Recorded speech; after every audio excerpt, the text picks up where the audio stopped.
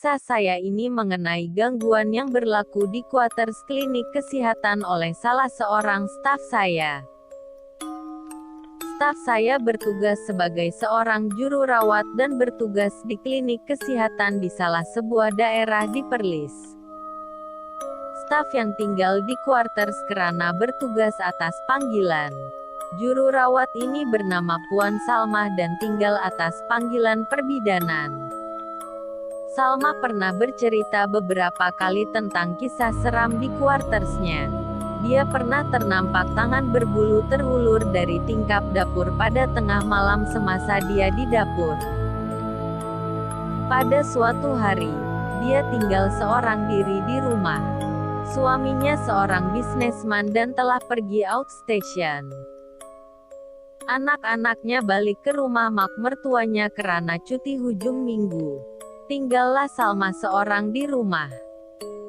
Malam itu, selepas makan malam dan sholat isyak, dia pun bersiap-siap untuk tidur. Dia kunci pintu rumah dan terus ke bilik tidur. Kebiasaan sebelum tidur, Salma akan baca Quran dulu dan meletakkan Quran atas bantal tempat tidur suaminya. Selepas baca Quran, dia mengemas baju yang baru dilipat dalam almari. Tiba-tiba dia ternampak kelibat suaminya. Salma berkata, "Abang masuk dari mana? Saya dah kunci semua pintu." "Bukan abang cakap abang tak balik malam ni.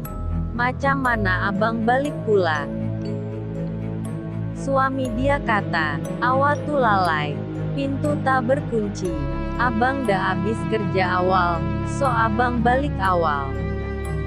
Kemudian suami dia berkata lagi, "Malam ni abang tidur kat belah sana. Awak tidur belah sini." Salma kata, "Kenapa pula? Bukan abang selalu tidur kat tepi dinding. Abang alihlah Quran tu. Tadi saya baca Quran kejap." Sebenarnya, suami Salma selalu tidur sebelah tilam dekat dengan dinding bilik.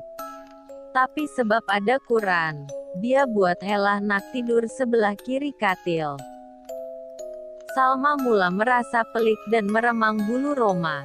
Salma merenung suaminya lama-lama. Dia perasan walaupun nampak macam wajah suaminya, tapi tak ada cahaya. Dia tengok ke bawah. Nampak dari pinggang hingga ke bawah penuh dengan bulu berwarna hitam. Salma dengan berani dan bersuara lantang berkata, "Awak bukan suami saya. Berambus dari sini."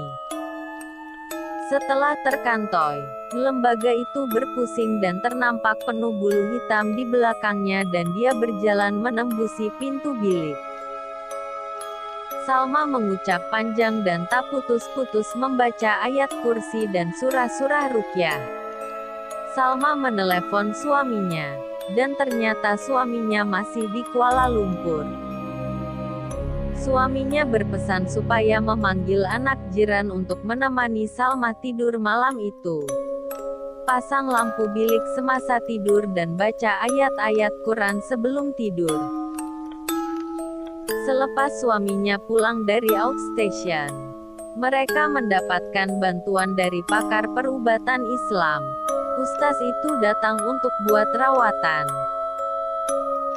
Dia kata, itu hantu raya dan kemungkinan ia tidak bertuan. Kedudukan klinik kesehatan itu agak pendalaman dan dikelilingi pokok getah. Dia mengajar ayat-ayat tertentu untuk diamalkan. Selepas itu, tiada lagi gangguan dari makhluk tersebut.